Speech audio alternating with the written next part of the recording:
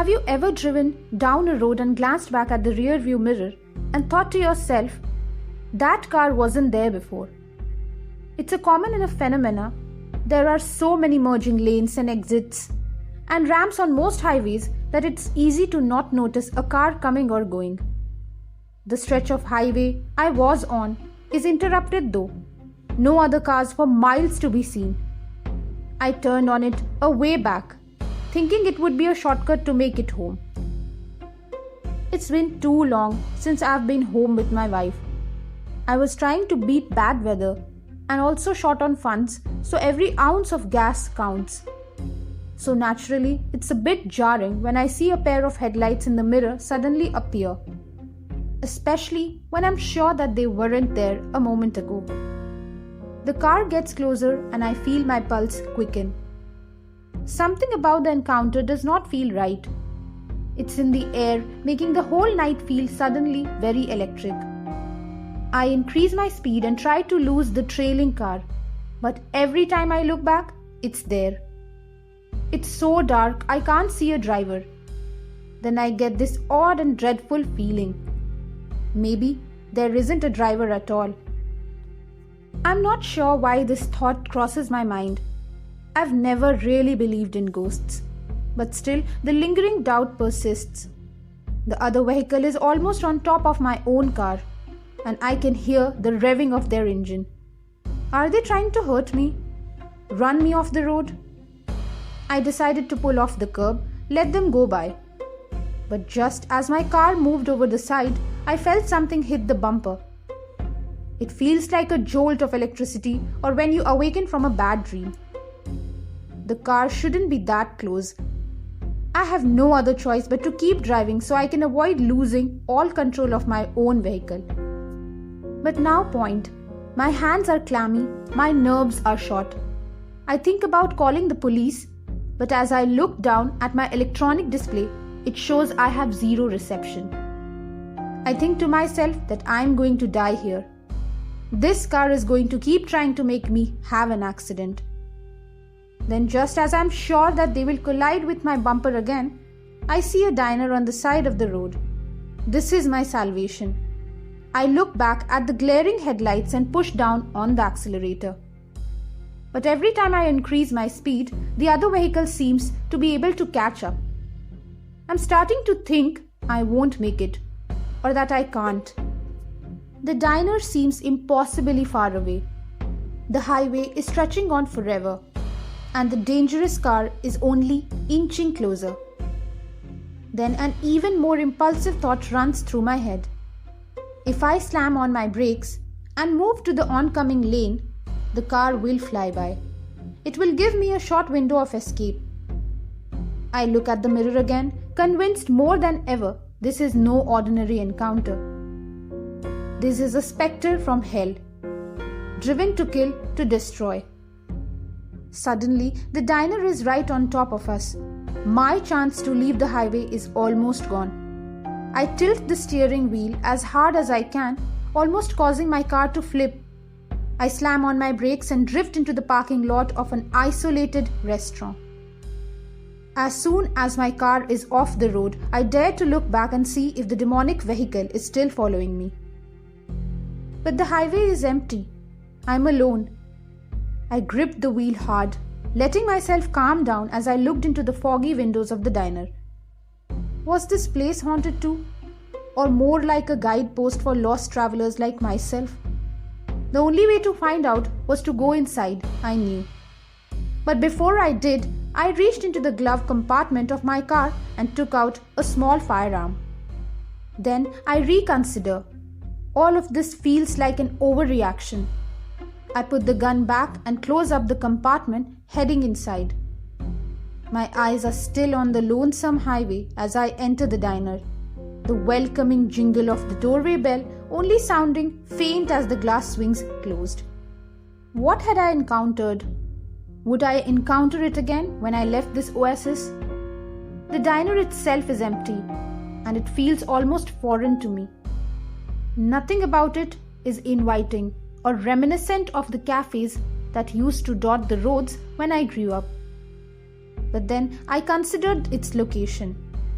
No one was coming out here, except foolhardy lost drivers like me, I thought. I sat on a bar stool and tapped the service bell on the edge of the grimy counter, wondering if anyone ever worked here at all. I actually felt a wave of relief when I saw a middle-aged woman turn from the kitchen, smiling warmly at me. Finally something normal, I thought. Lost, huh? She asked as she poured me a cup of hot coffee. For some reason her question sounds more like an accusation.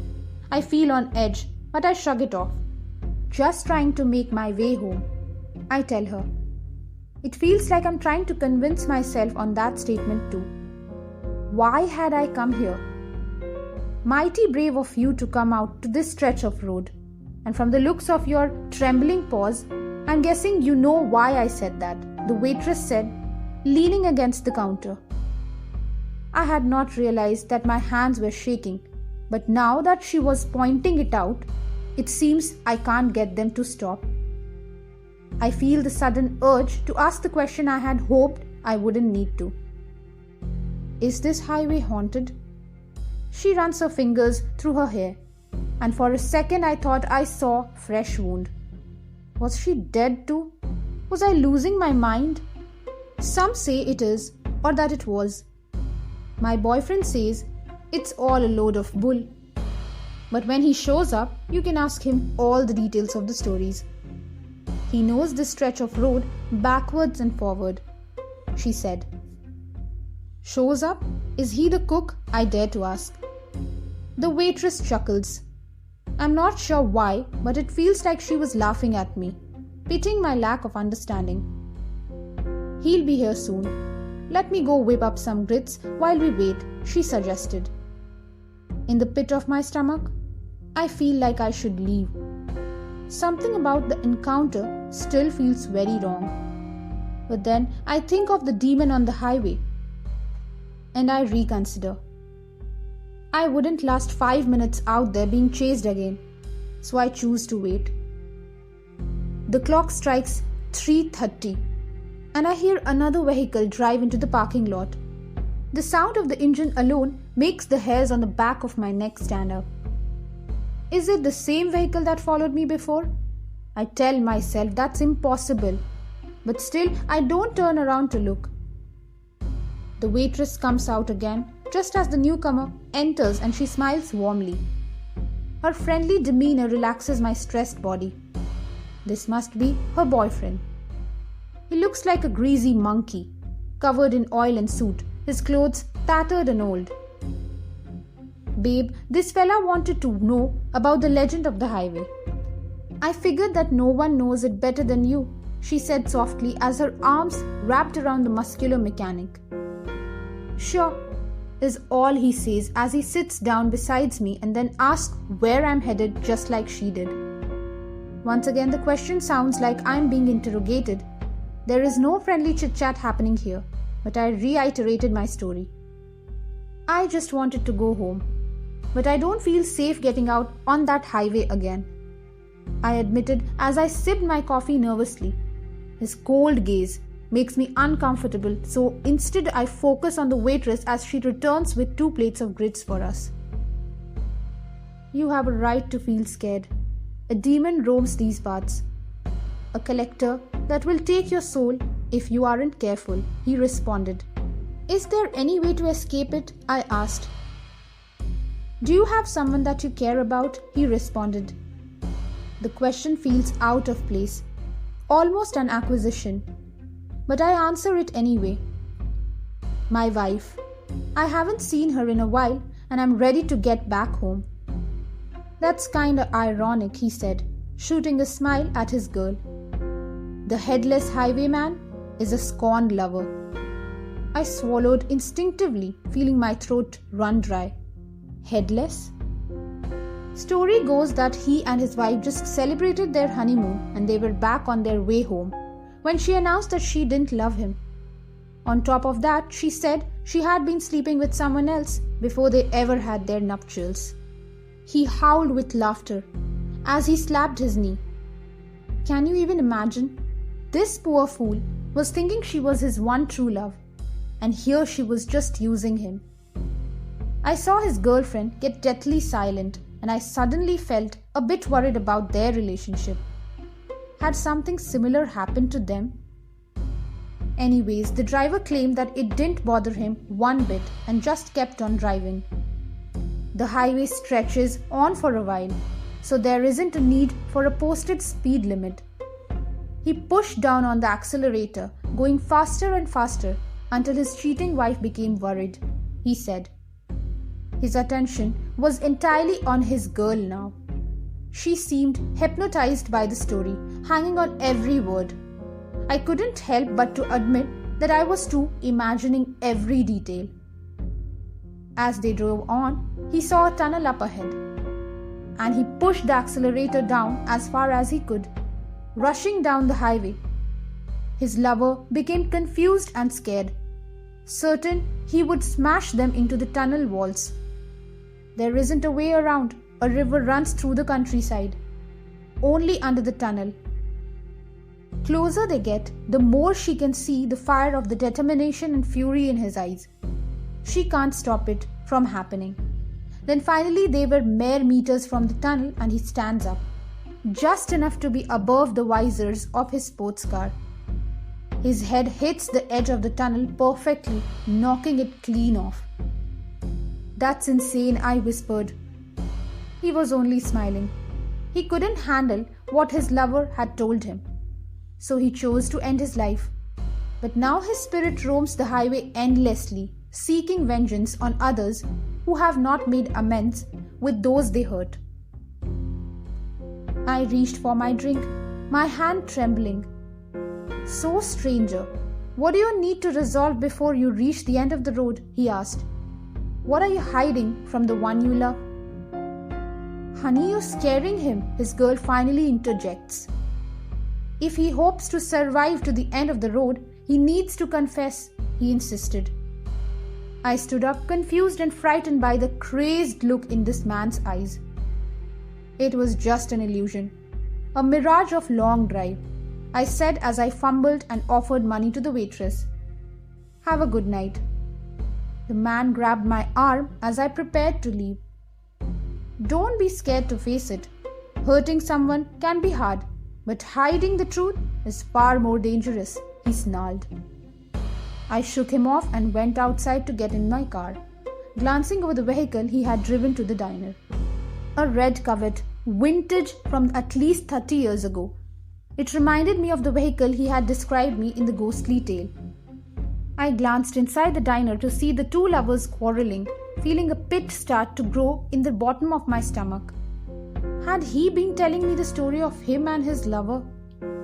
I started my engine and drove away, before I could find out, continuously glancing at the rear view mirror as I got away from the diner. For a long, lonesome few minutes, the highway was empty again, except for me. Was I safe? Had I escaped the wrath of this madman? My phone buzzed, breaking my thoughts and reminding me to focus on the road ahead, my wife. "Where are you?" she asked. "Headed home. I got a little lost, but I'm coming your way," I said. "Why have you been ignoring my calls?" she asked anxiously. "I didn't have a good signal," I answered, but then noticed my phone showed the timestamps as though she had been trying to call repeatedly. "Stop lying, just talk to me," she insisted. The headlights appeared in my rear view again. "I'll call when I'm off the road," I promised. I held my gaze at the mirror as the car got closer. Again, I saw no driver, sending a chill down my body. Ahead of me, I saw a tunnel, a river. It was the one from the story. I heard the car rev its engine and get closer. I stepped my foot on the accelerator as well. I had to make it there first. My phone buzzed again and I sent it to the car phone. "Please just talk to me," my wife said as I gripped the wheel harder. The demonic driver was almost on top of me. Every time I looked at the mirror, it was almost there. "I'm scared," I admitted to her as I drove faster. "Almost there." I can handle it no matter what it is, she told me. The car was grinding against my bumper, trying to run me off the road, to force me into the bitter cold river of truth. I gripped the steering wheel harder and confessed. I'm sorry, I haven't been faithful to you, I screamed out. The car getting closer, slamming into me. I would face death if I didn't confront this. I didn't want you to leave me, but it was a mistake. A one-night stand that I regret forever, I shouted. I hear a demonic laughter over the air as I'm about to crash. The tunnel is right in front of me. Please, please forgive me, I beg. There is a second of silence as I look into the mirror again, and I see myself at the wheel for just a moment, driving to the edge of sanity, ready to kill myself over my guilt. Driving into the tunnel would be so easy, and it all pay for my sins. My side mirror smashes the side of the tunnel. Sparks fly as metal grinds against the brick. Then my wife's voice cracks the air with a few words. I know, it's fine. Just come home and we can make it right. I slam on my brakes and my car slides across the dead highway out the other side of the tunnel. Out of the corner of my eye, I can see the demonic headless creature fly by, and I see his lover, the waitress, trapped alongside his lie, doomed to drive this lonesome road forever.